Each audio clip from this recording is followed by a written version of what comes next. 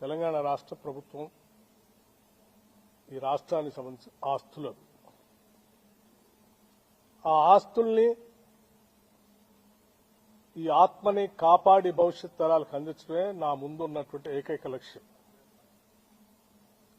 రాధాకృష్ణ గారి లాగా నేను ఏది పడితే అది మాట్లాడటమో ఏది పడితే అది రాయటమో నేను చేయను. ఎందుకంటే నాకు కొన్ని బాధ్యత, ఒక విధానం కూడా ఉంది. ఎందుకంటే నేను రాజకీయాల్లోకి వచ్చిందే ఒక లక్ష్యం కోసం వచ్చాను.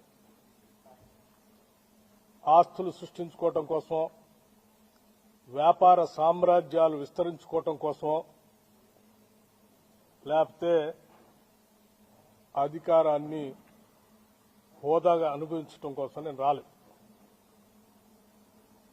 నేను ఒక ప్రత్యేక లక్ష్యం కోసమే రాజకీయాల్లోకి వచ్చాను. నా లక్ష్యం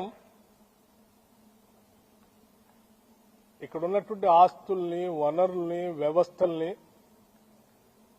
అన్నింటినీ కూడా సమాజంలోని అన్ని వర్గాలకి సమానంగా పంచడం కోసమే నేను రాజకీయాల్లోకి వచ్చాను.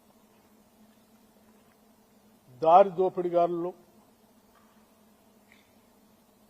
లేకపోతే గద్దల్ లాంటి వాళ్ళు సమాజం మీద పడి పీక తింటా ఉంటే వాళ్ళని రక్షించడం కోసం, వాళ్ళ తరఫున మాట్లాడటం కోసం రాజకీయాల్లోకి వచ్చాను.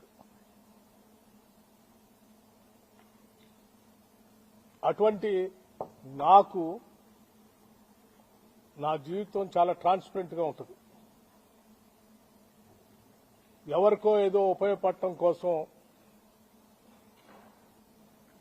దీంట్లో ఉప ముఖ్యమంత్రి పాత్ర ఉందని రాశాడు.